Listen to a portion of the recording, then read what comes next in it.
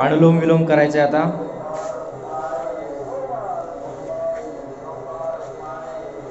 उजवा हात घ्यायचा आहे सुरुवातीला.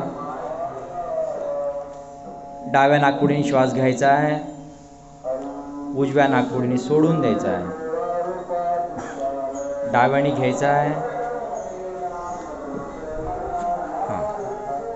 डाव्या नाकपुडीने घ्यायचा आहे, उजव्या नाकपुडीने सोडून द्यायचा आहे. पुन्हा उजव्या नाकपुडीने घ्यायचा आहे, डाव्या नाकपुडीने सोडून द्यायचा आहे. परत त्याच नाकपुडीने डाव्याच नाकपुडीने घ्यायचा आहे, उजव्या नाकपुडीने सोडून द्यायचा आहे.